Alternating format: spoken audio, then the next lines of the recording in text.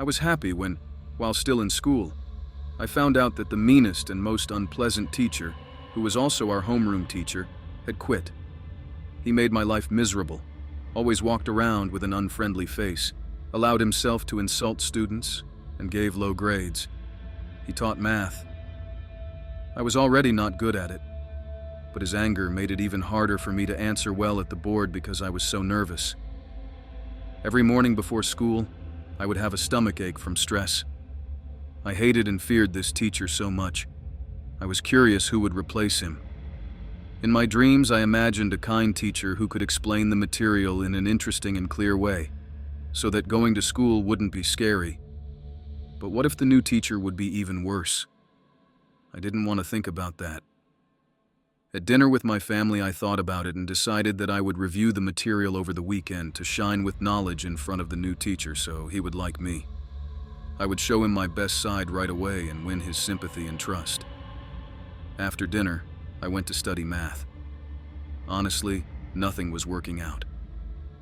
The clock on the wall was ticking, and I kept sitting at my desk trying to get through a paragraph. I only managed to solve one problem and, exhausted, went to sleep. In the morning on the way to school, anxious thoughts filled my mind. What if this teacher is much worse than the old one? What if he calls me to the board first? My gut feeling never let me down. At school, I met my best friends, Olivia and Victoria. As we walked down the corridor, we discussed what the new teacher would be like. As we approached the classroom, we started to feel fear. When we all sat down, our new teacher entered the class. He introduced himself as Mr. William. He was an elderly man in a business suit with a very kind and pleasant face. He seemed very nice and friendly, wished us a good morning, and then smiled. Then he suggested we review our knowledge of the previous topic and said he would start from the end of the list. I hate it when they do that because my last name is Young. Damn, I knew my gut feeling wouldn't let me down. I just knew I'd be called first. He invited me to the board. Out of habit, I broke into a sweat and my hands started shaking. The phrase from my old teacher echoed in my mind. "You're a failure. You only embarrass yourself when you answer at the board." But the new teacher smiled and picked exactly the problem that I had solved last night before bed. I easily solved the problem, the teacher praised me, and I got a top mark.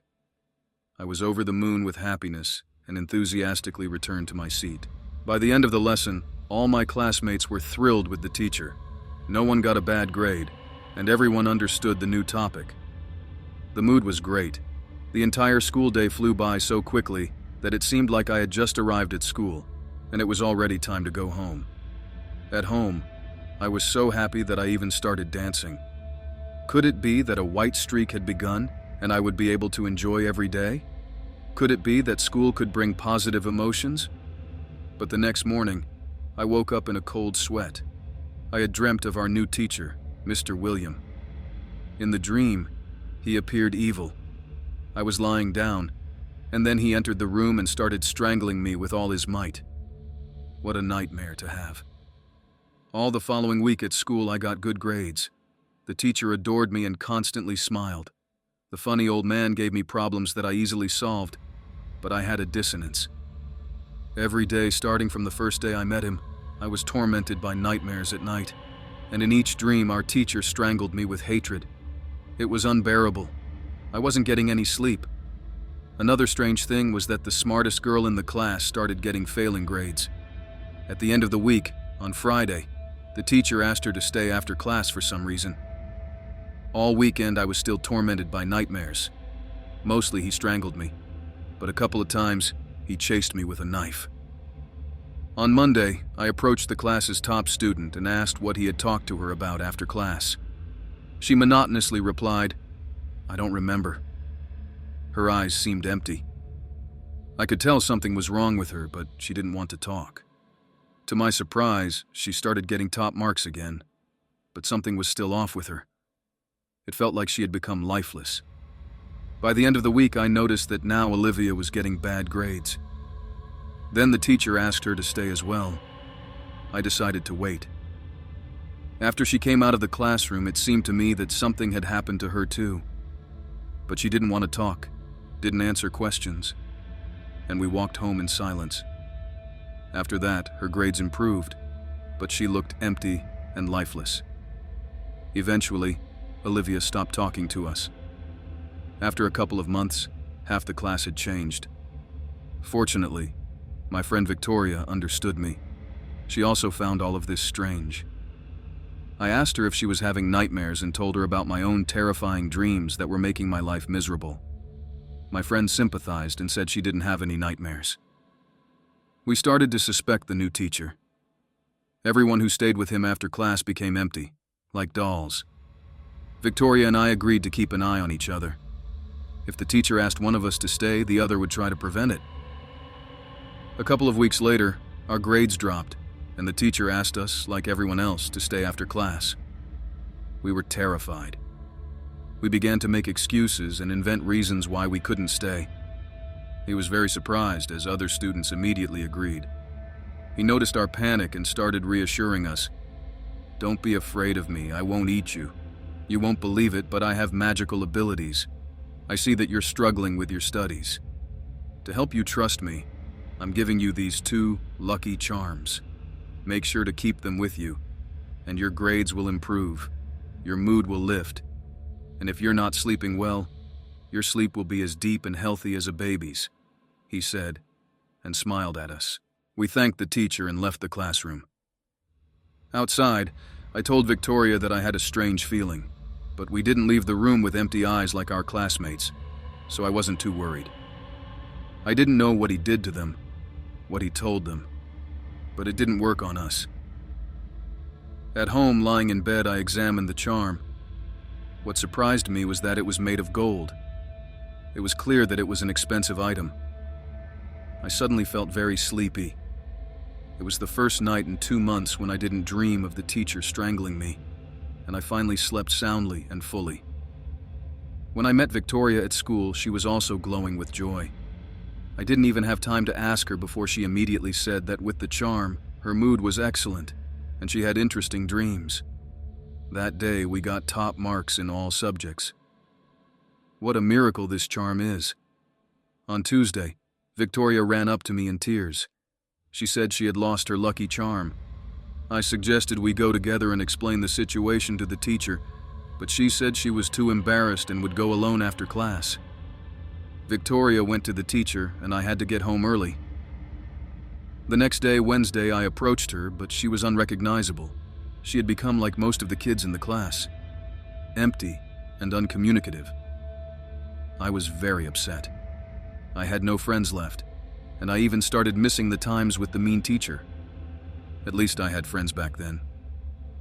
The only thing that made me happy was that, thanks to the charm, I stopped having nightmares, and my studies were going well. The following week, the teacher called me after class and said he needed a little help. The next week, they were planning a school trip to another city, and all the students were supposed to go.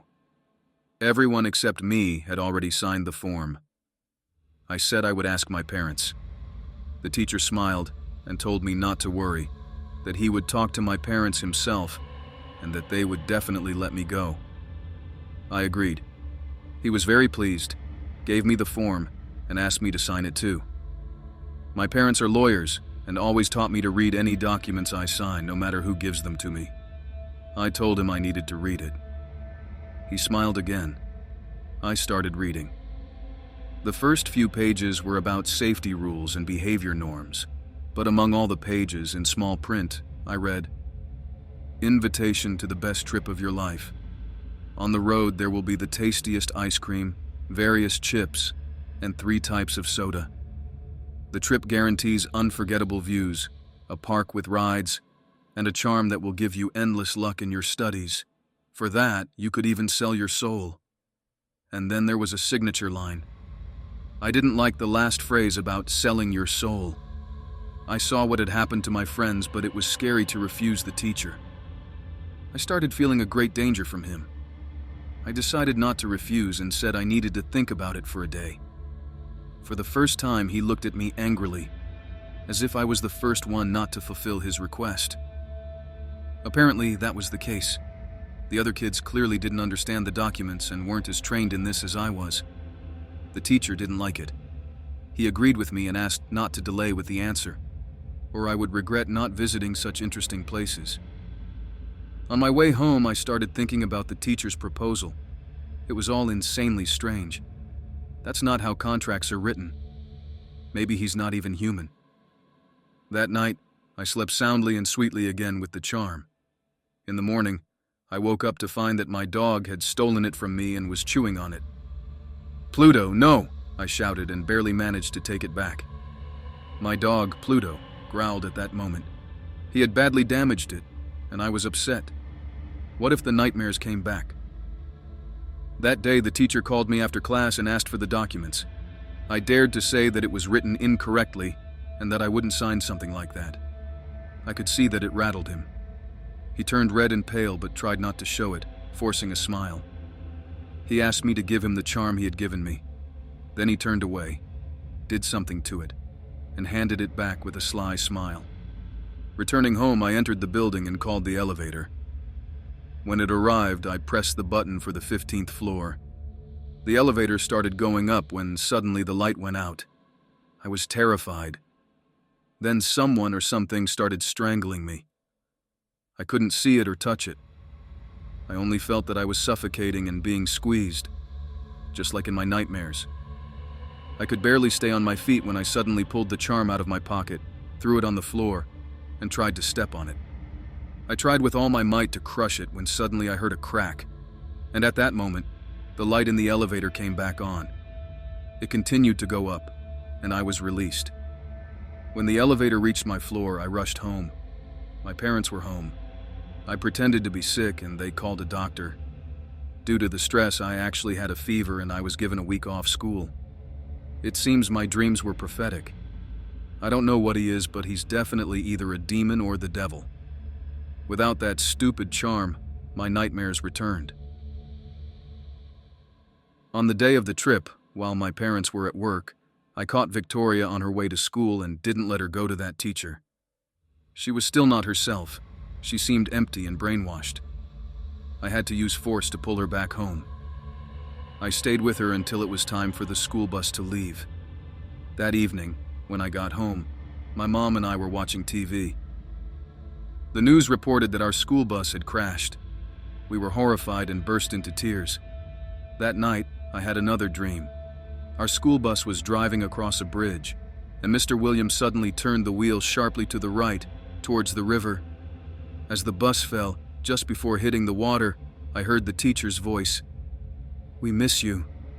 I woke up in a cold sweat. After that, the teacher stopped appearing in my dreams. I'm sure I encountered a real demon who destroyed our class. I had sensed something was wrong. My mom always told me I had good intuition, and my strangling dreams turned out to be prophetic. My friend Vera is still not herself, and no one knows how to help her.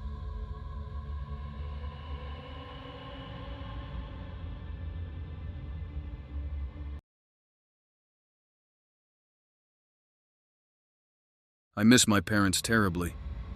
Unfortunately, they were unfairly stripped of their parental rights. They were truly saintly people who taught me to love the Bible and live without sin from a young age. I remember with great love how we would learn prayers in the evenings, and at dinner, we would take turns thanking God for the food.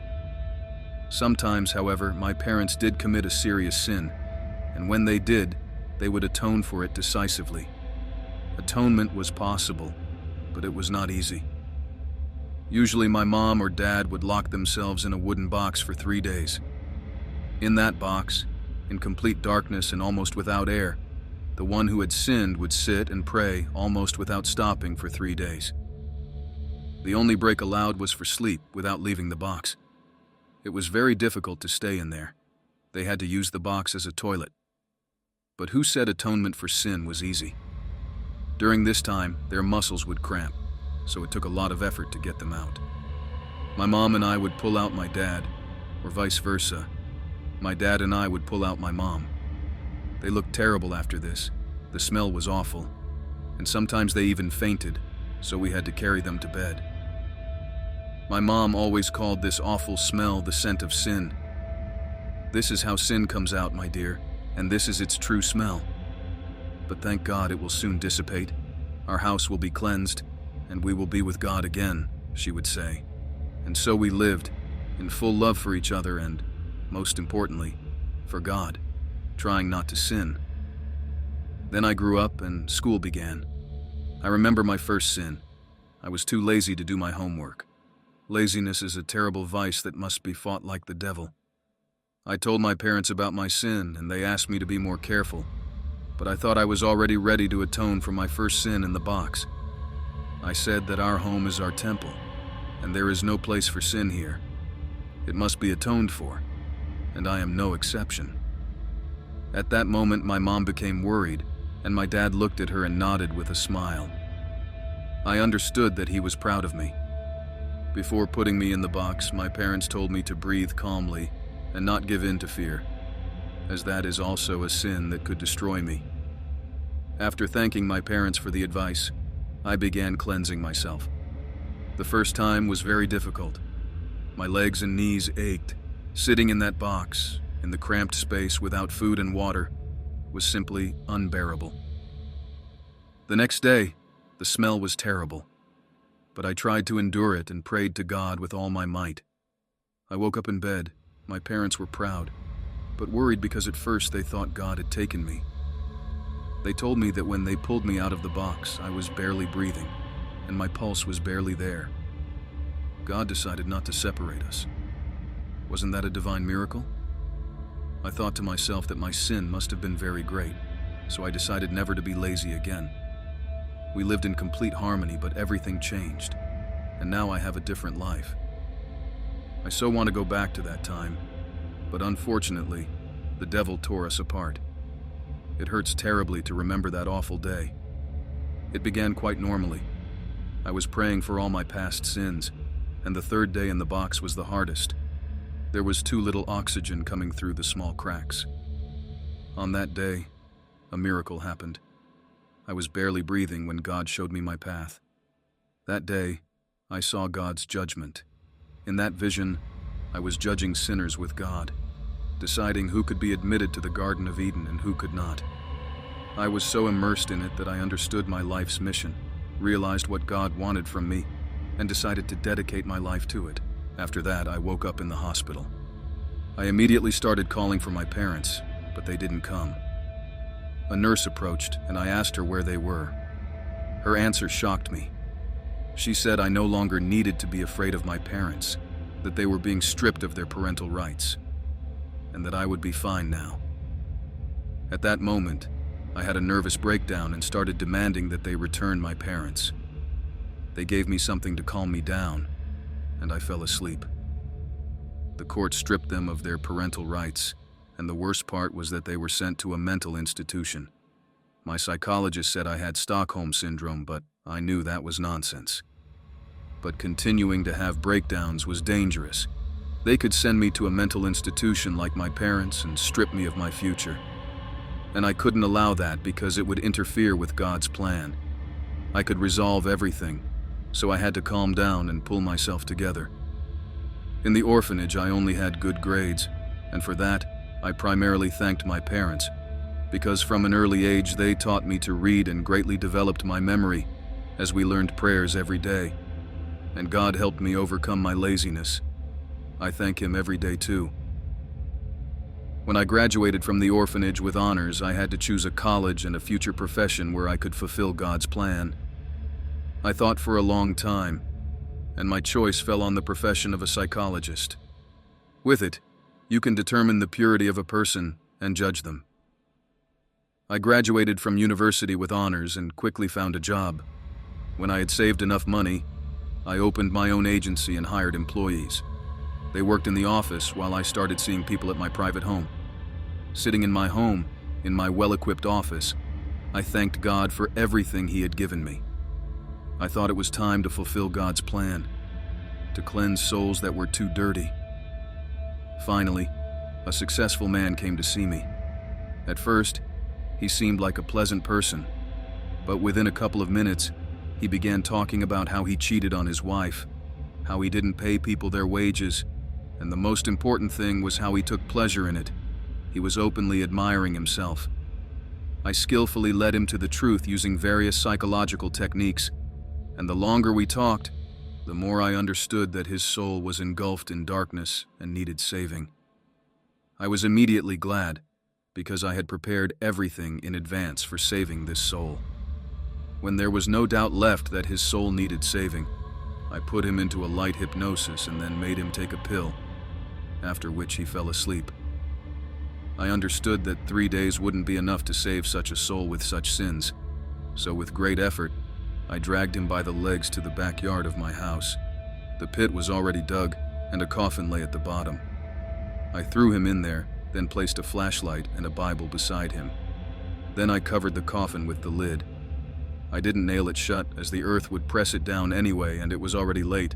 No need to agitate the neighbors. I started filling in the pit when suddenly I heard screams. They were heart-wrenching, and even under the layer of earth, they reached me. I tried not to pay attention to these screams. They were his inner demons coming out, and continued to pile on the earth. I concluded that next time I needed to give more sleeping pills. After such a difficult procedure, I wanted to cleanse my sin too. It was obvious, as I had forgotten to wear gloves, and such a dirty soul could have infected me. After 3 days of cleansing, I washed thoroughly, got some sleep, and then continued to judge different people. But I wasn't ready for the next test. It started as usual. A man came to see me. He introduced himself as William. He was very elegantly dressed, and his manners amazed me. After a few minutes, we sat down, and he began to tell me about his problem. You know, I recently found my true love. I've never loved anyone so much before. Well, that's wonderful, I said. This isn't a typical story. Can I start from the beginning? Yes, of course, I'm listening. You know, I really enjoy killing. I thought that I had finally encountered a true demon. He continued. I found an easy victim, went to her house, and was shocked by how unkempt it was. Leaving would have been ungentlemanly. Even to tell you this makes me uncomfortable. Forgive me. What a well-mannered man. Maybe this is the devil himself, I thought. Lord, help me today. I pray to you. You're an excellent listener, said William. It's my profession, I said modestly. Don't get distracted, please continue. To my surprise, for the first time in my life, I became the victim. But when I saw her artwork, I fell in love. I realized that this person was beautiful on the inside. I even stopped noticing her flaws. I fell in love with her, and because of my love, I decided to give her eternal peace. Moreover, I immortalized her. Sorry, what do you mean by immortalized her? I made a beautiful book out of her skin, but I'm still not sure I did the right thing then. You see, I'm scared. Scared that I'll never love again. For a moment I felt terrified, but I tried to hold on. Fear is also a sin. You can't give in to it. This creature could sense my weakness. I needed to stay strong. You look very agitated, William continued. Lord, give me strength, I prayed silently. Your story is very captivating, I said. I walked over to the decanter with compote, poured some for myself and my guest. Thank you, but I don't want to drink, he said. But I made it myself. Please take just a sip. Your opinion is very important to me. I thought you were a true gentleman and wouldn't refuse a lady. Oh, you're right. I'm sorry, I got nervous. Let me try. A few seconds later, William fell. Thank you, Lord, for helping me with this test. I carried him to the backyard and put him in the coffin in the pit. I started covering the coffin with dirt when suddenly I heard a terrifying laugh coming from inside. I hurried and started praying, God, I beg you, turn your gaze upon this devil. Send him back to hell, I pray.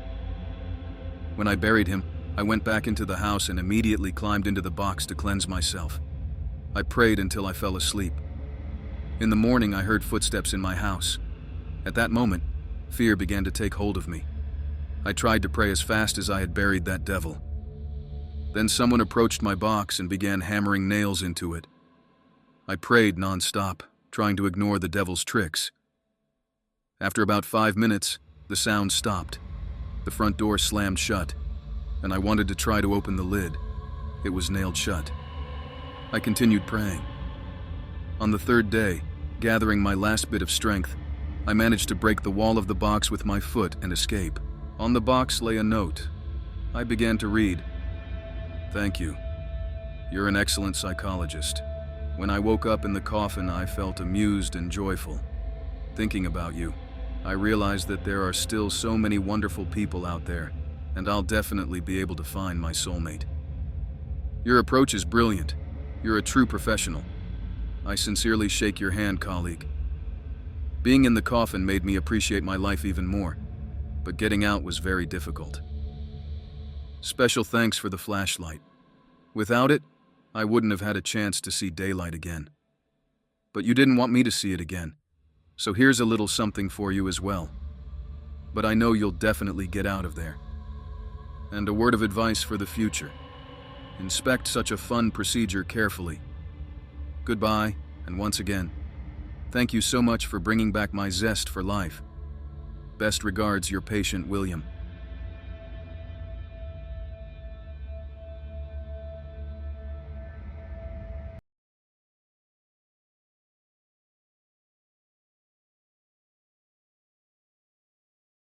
This story happened when I was 13.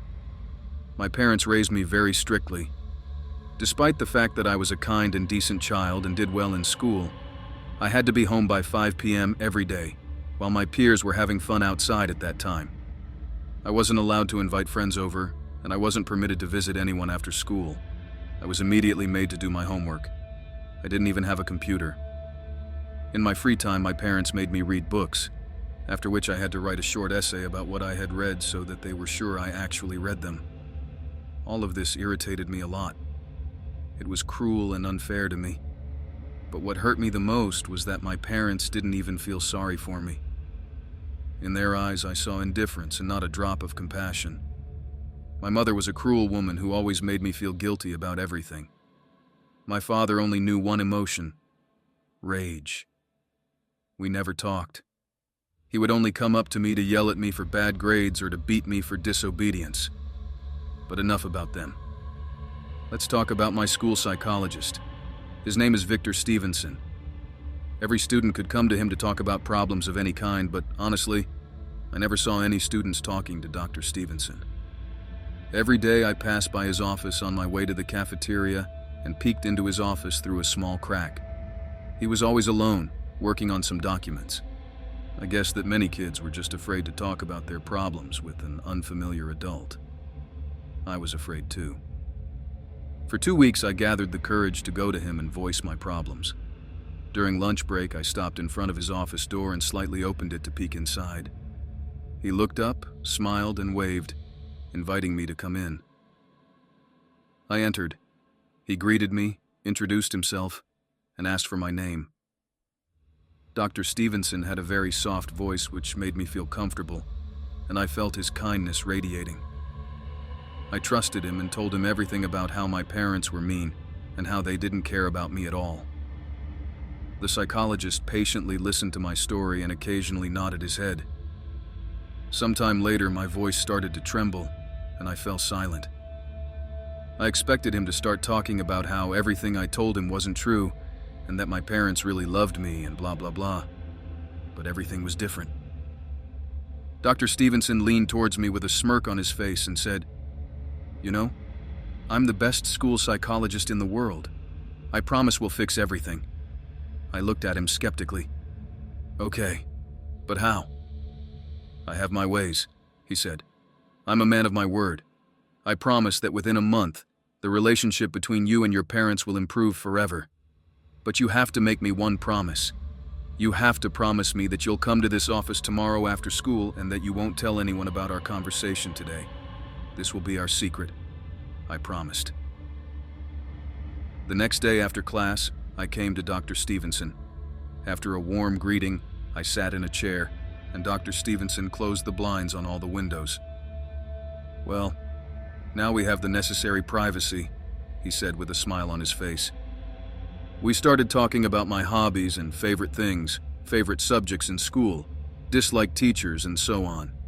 After an hour of discussion, Dr. Stevenson offered me a Coke. I gladly accepted, considering my parents never allowed me to drink soda. Dr. Stevenson went to his fridge, grabbed 2 Cokes, and placed them on the table. For some time we drank and discussed my life, but then I lost consciousness from something that Dr. Stevenson had put in my drink. When I woke up, it took me a minute or two to focus on the blurred picture. And when I finally could, I was shocked. I was handcuffed to a bed, and my mouth was taped shut. I began to panic, thrashing and writhing, but soon gave up. I couldn't believe my eyes when I looked around the room I was in. Posters with photos of my favorite artists were hung on the walls. Figurines of characters from my favorite movie were on the shelves. A stack of comics and anime lay on the nightstand. A TV stood in the middle of the room with a Sony console and various games stacked next to it. I didn't know what to think. I was in a room with things that many kids would die for. I would probably have burst into tears of joy if I hadn't been handcuffed to the headboard. My heart nearly exploded from fear when the door opened and Dr. Stevenson walked in. He sat on the edge of the bed. "Okay, listen," he said. "Remember, I'm here to help you, and I would never hurt you, okay?" Dr. Stevenson removed the tape from my mouth and uncuffed me. "You'll stay here for a while, and while you're here, you're allowed to play with any toys in this room while I'm home. But when I leave the house, I'll have to handcuff one of your hands to the bed. You can watch TV, but when I'm not here, I want you to watch only news channels," Dr. Stevenson said. I sat frozen, still trying to comprehend what he had just said. "So, go have fun. I'll be back when it's time for dinner." He turned on the TV, stood up, and left, locking the door behind him. A few minutes passed before it dawned on me that Dr. Stevenson wasn't joking. All I could do was turn on the console and start playing. Around 7 p.m., Dr. Stevenson returned to the room holding 2 plates of pasta and slices of pizza. I finally mustered the courage and asked how long I would be here. "Well, about a month," he replied. "Give or take a few weeks. I have things I need to take care of." The next morning, Dr. Stevenson woke me up by patting my hand. "You don't have to get up right now if you don't want to, but I need to put these on again," he said, snapping the handcuffs on me. He was dressed in a shirt and wide trousers, with a coat over his shoulder and a suitcase next to him, the same way he dresses for school. Before leaving, he placed the TV remote next to me and told me to turn it on and watch the news. The first thing I saw on the screen was a breaking news segment. A police officer stood surrounded by people with microphones. This is what he was saying. "This morning a search party was launched. So far there are few clues. Teachers claim the girl was last seen around 4 or 5. I felt nauseous when my picture appeared on the screen. Above my photo were changing captions. Police begin search for child. Kidnapper's identity unknown. Possible runaway." The live broadcast continued, and I saw 2 figures I recognized as my mom and dad. Both had red eyes, tears streaming down my mother's face as she took the microphone. She sobbed on live television saying, "Please bring my child back. I'm sorry. Please come home." When my father took the microphone, I expected him to be as cold as ever, but there were tears in his eyes. "I know I haven't been the best father, but damn it, I promise I'll be better. Please bring our daughter back to us." I turned off the TV. My emotions were mixed, as I had never seen my father cry. I felt guilty that my parents had to go through this, but at the same time I felt relieved. Now I knew how much my mom and dad loved me. Dr. Stevenson took care of me for nearly 4 weeks. In the morning, he would leave me handcuffed to the bed but return in the afternoon to have lunch, talk, and play together. But one morning, when Dr. Stevenson woke me up before leaving, I noticed tension on his face. I also realized that he had woken me up 3 hours earlier than usual. "You need to watch the news today. I want you to pay close attention to the TV all day," he said grimly, turned on the TV, and left. About 2 hours later, the commercials ended, and a breaking news broadcast began. It was reported that human remains had been found. This morning, we regret to inform you of tragic news in the case of the missing child. Remains were found in a trash bag on the side of the highway. The body belongs to a child. It was also decapitated and burned to ashes. Inside the bag, police found a school ID card. The screen showed the school card I always carried in my backpack. The plastic was slightly burned and melted around the edges, but my photo and name were recognizable. The camera shifted to my parents, who were sitting among the journalists. My mother's face showed pain, and my father had his face buried in his hands. I turned off the TV. Dr. Stevenson came very late that night. He rushed into the room, freed me from the handcuffs, and handed me a glass of fizzing water. He put his hand on my shoulder and smiled. I kept my promise, didn't I? I nodded, holding back tears. Now you need to make me one more promise, he said. He told me to drink all the water in the glass. It would make me fall asleep, and from now on, I must never tell anyone that I ever met him. I promised and started drinking. I told you I'm the best school psychologist in the world, didn't I? And he was right. Later, I found myself lying in the middle of a park, staring up at the stars shining in the sky. I recognized the park. It was near my school. After walking about a kilometer along the road, I saw my house. The lights were off, but I saw my parents sitting on a bench near the entrance. They were devastated. I called out to them, and when they saw me, they immediately jumped up and ran toward me with open arms, shouting my name. Dr. Stevenson was right. Things at home have changed for the better. My parents smile more often and take care of me. Finally, I'm happy. Sometimes I see Dr. Stevenson at school. From time to time, he winks at me and smiles, and I keep my promise pretending I've never seen him. But ever since then, one question has been tormenting me, a question I can't get out of my head. Who did Dr. Stevenson decapitate and dump by the highway?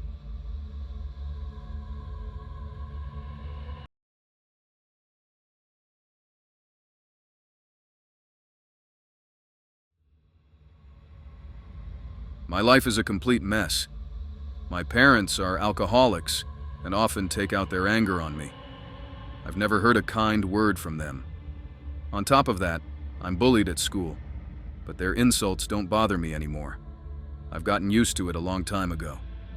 However, what I still can't get used to at home are the beatings. The worst part is when someone ruins my things. My parents say that it's my problem and that I should deal with it myself. And in addition, they'll beat me for letting it happen. Usually after school, I spend the whole day in my room, but there's nothing to do in there since there's only an old folding bed and a wobbly desk. The only entertainment in my life is dreams. Yes, just regular dreams. When I have bright and interesting dreams, I compare it to a home theater experience. I have no other joys. That day was extremely unfortunate. During lunch, my classmates poured soup on me and laughed for a long time. Their smiles made me angry. The soup was scalding hot and I couldn't endure the pain from the burn and started crying. It seems it was the first time they felt sorry for me, so they went with me to the restroom and began cleaning up what they had done. Someone scooped water from the toilet and poured it on me to humiliate me even more. They finished, but there were still stains on my clothes. I realized they didn't do it for me, but so that the teacher wouldn't scold them. They knew I'd get it at home. They probably even bet on how many bruises I'd have tomorrow. When I got home, my dad met me. "You ruined your dress again?" "My classmates did it," I answered dryly. There was no point in trying to get sympathy from my dad. It would only make him angrier and worsen the punishment. "You understand that you deserve punishment?" "Yes, Dad." He slapped me across the face with all his strength. "Ungrateful. Your parents work hard and you ruin things." As he swung at me, I felt a small sense of relief. I knew that after this, I'd pass out and see some dream. It's my favorite punishment. It's quick and not the most painful. Feeling a sharp pain, darkness enveloped me and I drifted into a dream. A strange creature stood before me. It had hooves, and instead of a head, it had the head of a goat. At first, I was upset that it was a bad dream, but after examining the creature fully, I started laughing uncontrollably. "For the first time, someone is laughing at me," the creature said. I tried to stop laughing, but the talking goat head made me laugh even harder. "Do you even know who you're laughing at, foolish child?" "Sorry, Mr. Goat," I said, and this made me laugh even more. "I'm a demon, and this is the first time a mortal has laughed at me," it said. "You must have a hard time living with that head. But don't worry, I understand. I also have it rough, even with a regular head," I joked. "Girl, you're mistaken. I'm the embodiment of power. I punish everyone, and no one has ever dared to laugh at me like you do." Hearing such words from this creature was hilarious, and I laughed out loud again. I haven't had such funny dreams in a long time, I thought. "Sorry, Mr. Demon, but you look too funny. I doubt you can hurt anyone." It exhaled angrily, steam coming out of its nostrils. It grabbed my arm tightly and stared into my eyes. I could see flames in its pupils. It seemed to be reading something. After a minute, it let me go. "This is the first time I've seen someone whose only joy in life is dreams. You surprise me, human." "You surprise me too. With such a funny appearance, you're so confident," I replied, and steam came out of the creature's nostrils again. "How can you compare us? Who are you and who am I?" "Don't make me angry," it said. "Forgive me," I apologized. "That's better, human. You can give me your soul." "And what is that?" I asked. "It's something you don't need." "And how do you know I don't need it?" The creature started to get angry and stomped in place. It made me smile. Probably no one had ever seen something like this. "Okay, let's do this. I'll help you deal with your bullies, and you give me your soul." "You're very kind, Mr. Goat. Oops, I mean demon. Sorry, but I don't want you to get scalded or something worse, so it's not worth it," I answered. It grimaced, its head turned red, and flames burst from its mouth, but luckily, it didn't direct them at me. "You irritate me so much, you little human. Wow, you're just like a dragon, only with a goat's head." It froze and started breathing heavily. "All right, let's do this. I'll possess you, and you'll give me your soul. No one will be able to hurt me in your body." "I can't use you, kind demon, and besides, you can't do that." "How you irritate me. I can do anything, understand that? I also often think I can do a lot, but in the end, nothing works out. Don't compare us.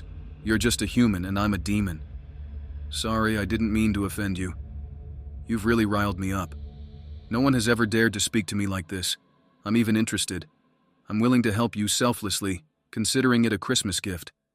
Let me possess you, and believe me, it won't be boring. You'll have fun with me." "But I don't want anyone to hurt you," I said. "Don't worry. I won't stand for it. If anything, I'll leave your body immediately. Agreed?" I really wanted to wipe that smirk off your face. "Well, all right, Mr. Goat. Oops, I mean demon, sorry. I keep mixing it up. Do whatever you want. Let's see what you're capable of." When I opened my eyes, I no longer felt my body. The demon in my body stood up and looked around. The first thing it asked was, "What is this dump?" "This is my room," I answered. The door opened, and my drunk mom walked in. "Sweetheart, forgive your dad. He didn't know his own strength. You know he's strict with us. And I'm not even mad. This isn't the worst punishment Dad can come up with." The goat smiled at my mom. "Everything's fine, Mom." At least in my body, the goat became kinder. Then it headed for the door. "Goat, you better not leave my room, or Dad will punish you again." "I can handle it without a leash," it said, opening the door and stepping into the hallway, heading for the kitchen. "Who allowed you to leave your room, you little brat?" my dad said. "Dad, don't be mad. I got a surprise for you tomorrow." "What are you up to?" "All right, I'll give you a chance. But if I don't like the surprise, you'll have only yourself to blame." "Fair enough, Dad." The smell of alcohol from my dad was terrible. "Goat, what are you planning to give to Dad?" "None of your business," it replied. "Goat, I have to warn you, Dad never liked any of my gifts." "I'm not surprised," it said dryly. In the hallway, the goat almost tripped. Looking down, it saw an empty vodka bottle. "This will come in handy," said the goat, and took it with him back to the room. The next morning, my mom woke me up. "Sweetheart, I'm leaving for work. I'll be back in a month. Don't anger your dad." "Okay, Mom."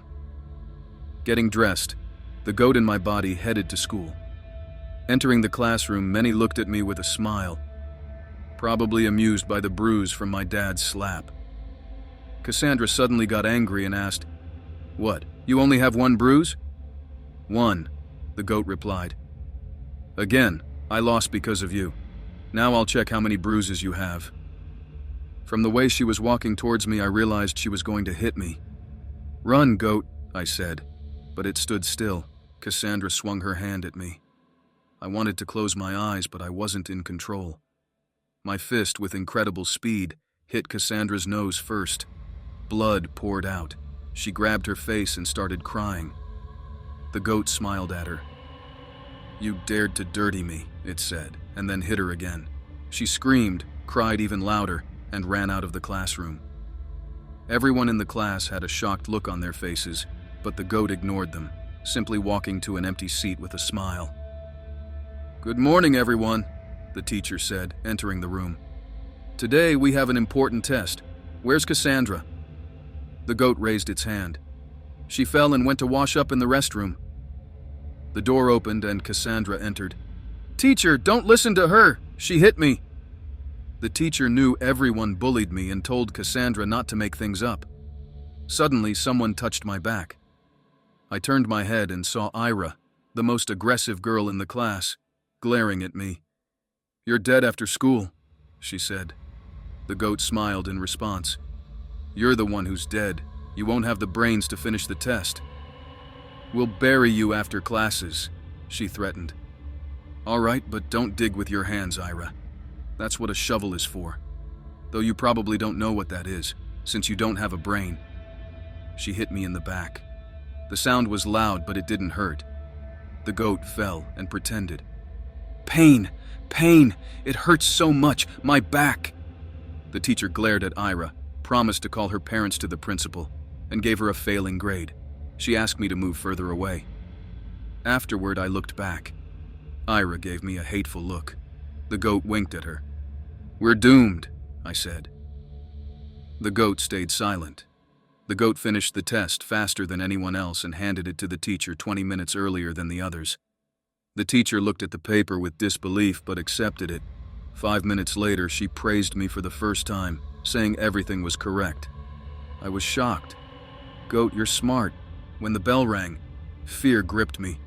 "They're going to kill us." I knew that as soon as I left school, the girls would tear me apart. The goat quickly ran downstairs, grabbed my jacket, and then ran to the back exit.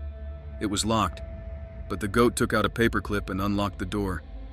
It quickly ran to the bushes. Almost the entire class was standing and waiting for me, but in the end, they went home. The goat didn't head home but followed Ira and Cassandra. When we were alone, the goat shouted, "Hey losers, where are you going? You wanted to see me?" Ira confidently walked toward me, while Cassandra hesitated but followed. When Ira swung at me, the goat grabbed her hands and, with a quick movement, twisted her finger. She screamed sharply. Cassandra didn't dare approach, but the goat walked up to her and punched her in the nose again. She started crying again. "If I hear anything else from you, you won't live. If even one hair falls from my head because of you, I'll destroy you all. Is that clear?" the goat threatened. Ira showed her broken finger through tears. "You think you'll survive after this?" she asked. The goat grabbed her other hand and broke another finger. She screamed again. "I won't repeat myself. Do you understand? Or should I gouge your eyes out?" Through tears, they obediently said, "Yes." On the way home, the goat stopped at a store and skillfully stole some men's cologne. As I walked, I thought about how I sometimes got it worse than these girls today. Entering the apartment, I was met by an angry father. "Goat, get the gift ready." There was no answer. "Where's my gift?" "It'll be ready tonight, Dad," the goat replied. He immediately took off his belt. "You haven't earned forgiveness for the dress yet. I'll teach you to appreciate our hard work." He hit us several times. I also felt the pain. Then he ordered me to go to my room. "Yes, sir," said the goat. "I'll have the gift ready tonight. I have to keep my word, or I'll have to punish you again." "Dad, I might forget anything, but not your gift." That evening, the goat took out that same empty alcohol bottle, poured the cologne into it, and added something else. Then it went to the kitchen. Dad was already sitting, very drunk. "Dad, here's your gift, your favorite drink." "Oh, finally a decent gift. You always give me some useless junk," he said, and the goat headed back to the room. An hour later, it called an ambulance. Dad was taken to the hospital with intoxication. We were left alone at home. "Goat, will Dad be okay?" "He won't go anywhere. He'll live." A month later, Dad came out of the coma and was brought home. Now he can't walk or eat on his own, and he can't raise his hand against me.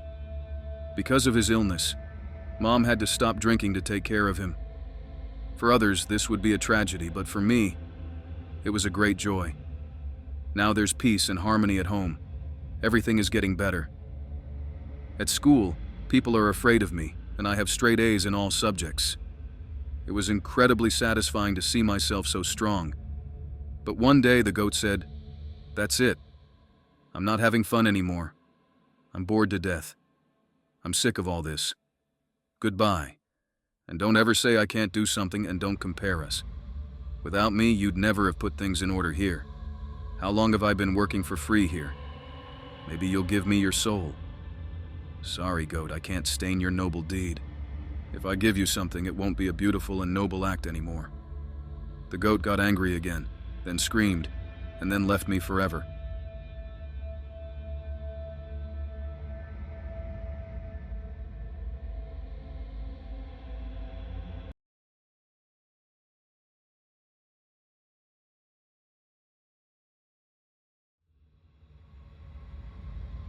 I was sitting in my room, thinking about the next day. I was excited because tomorrow, I was planning to sneak into the abandoned house across the street all by myself and explore it. I had wanted to do this for a long time, but I couldn't gather the courage because none of my friends supported the idea and didn't want to go with me. This was because the house had a bad reputation. Rumors said that people who rented rooms there used to disappear, and a year ago the owner of the house, Miranda, went missing as well. Perhaps it's for the best. She always scared me. She had a mean look and never greeted anyone. I instinctively kept my distance from her. Something about her was always repellent. Last winter, the house suddenly became empty. No one saw Miranda or the tenants who rented rooms there anymore. The lights in the house stopped turning on. The neighbors called the police, thinking that the owner might have died, but they searched the house and found nothing. At that time, I felt relieved, because it was scary to sleep when the rumor about her death was spreading.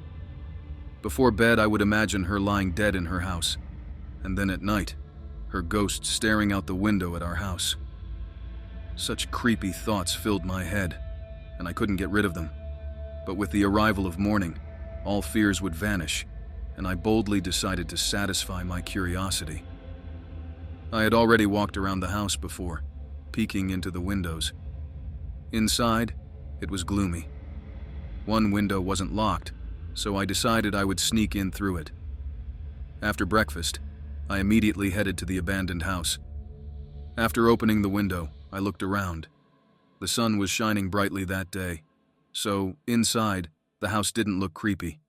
I climbed in through the window. At that moment, my heart was pounding hard. They say the first step is always the hardest. I started exploring the rooms, realizing that there was nothing scary here. Wandering through this house was insanely interesting. I decided that I must convince my friends to come here with me. After exploring the first floor, I came across a staircase leading to the second floor. There was another room under the stairs. I opened the door and was surprised. It wasn't a closet or a sanitary room as usual, but a spiral staircase leading to a basement. I decided I wasn't ready to go down there yet, so I closed the door and headed upstairs. There were many different rooms, a lot of furniture and interior items. Damn, I definitely need to persuade my friends to come here together. We could hang out here and at night play hide and seek. It would be so creepy. Maybe I'll hide under this huge bed. I looked under it, and what I saw puzzled me. There was a large book lying there. I pulled it out. The cover felt extremely unusual, soft, like animal skin. I opened it and saw handwritten notes. I decided to take this trophy with me to read everything carefully at home in the evening. Later, I went home. In the evening, I took out the strange book, got into bed, and began studying it. Here's what was written. Dear reader, this book is dedicated to an extraordinary woman. Our meeting was quite ordinary. I read an ad in the newspaper about a room for rent in a cottage village. A beautiful woman with an unusual name, Miranda, was renting it. At that moment I thought, what an easy victim, almost boring. But I quickly remembered that even in the boring, you can sometimes find something beautiful. I immediately called Miranda and arranged a meeting. On the way to her, I thought about how best to give Miranda eternal peace. I imagined the beauty waiting for me, the woman of my dreams, and only the best death would do for her. When I rang her doorbell, a woman in her 40s answered. She looked unkempt, her hair was tangled, and there were grease stains on her blouse. Gross. My first thought was, how could someone let themselves go like that? No elegance, no taste. I even wanted to leave. This woman wasn't worthy of a graceful end. My dreams shattered. She wasn't what I imagined. But unfortunately, it was too late to back out, so I had to go into the house. Hello, Miranda. Hello, William, come in. You must be tired from the road, right? She asked. A little tired, yes. Thank you for your concern, I replied. Her rotten teeth horrified me. William, make yourself comfortable in your room and then come to the kitchen. I've prepared dinner for you. I thanked her. Entering the room, I felt nauseous at the thought of what kind of food this woman had prepared. It must be unsanitary. How unfortunate that I'm a gentleman and can't refuse a woman's invitation to dinner. I opened my bag and looked at the garrote I brought with me. No way I'm using this on her, I decided later. When I entered the kitchen, the table pleasantly surprised me. There were many different hot pies, and a huge samovar stood on the table. Maybe I'll decide to eat a little, but only because of the aroma. I even felt a little ashamed in front of Miranda for not using the garrote on her, but you can understand me too. She was just too untidy. Sit down at the table. I sat down, and she offered me her special tea. Then she poured me the tea. The aroma was indeed delightful. I couldn't resist and took a sip. There can't be any bacteria in tea. It's boiling water. How is it? Miranda asked with a smile. I felt very relaxed. In a cold basement, my hands were in shackles, the chains embedded in the walls. Visibility was weak, but this woman turned out to have a twist. You could even fall in love with her. Such resourcefulness and courage in such an untidy body. My thoughts were interrupted by a strong chill. I needed to warm up quickly. Should I call the hostess? No way. A true gentleman should handle his own problems. After carefully examining my surroundings, I saw a man lying next to me by the wall. I looked closer and saw that he was mutilated, but I didn't see ugliness. I saw a work of art. With no other options, I had to be a bit barbaric and borrow clothes from this exhibit. Fortunately, he wasn't shackled. I put on his pants and threw his jacket over me. Dressed warmer, I couldn't wait to see Miranda again. I wondered what she had prepared for me. Maybe she'd turn me into a work of art too. Suddenly, the light bulb flickered on. The door opened, and footsteps echoed on the stairs. I smiled in anticipation. Here she comes, my love. With great effort, I opened my eyes and lifted my head. I saw a regular long kitchen knife in her hand. Oh, such a woman, but no taste. Then I looked at her face and broke into a wide smile. My heart pounded with joy like a dog seeing its owner. She glared at me angrily. I don't know why, but my smile irritated her, yet I couldn't stop smiling. She quickly approached me, but as she got closer, she slipped on my frozen blood. In that moment, I thought about how my love should only walk on a red carpet. How graceful it looked, as if a Hollywood star was stepping out of a limousine and walking down the red carpet into my arms. The knife fell out of her hand and she fell onto me, right into my arms. As she collapsed onto me, I grabbed her neck and squeezed with all my love. I sent her to eternal peace, to an endless sleep of love. The keys to the shackles were in her pocket. Forgive me, my dear. Life decided that I wouldn't stay with you in eternal rest, but I'll give you a wonderful gift.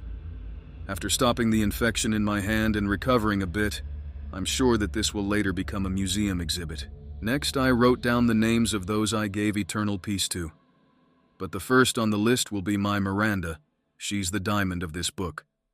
After reading all this, I was in shock. Who could have come up with such a thing?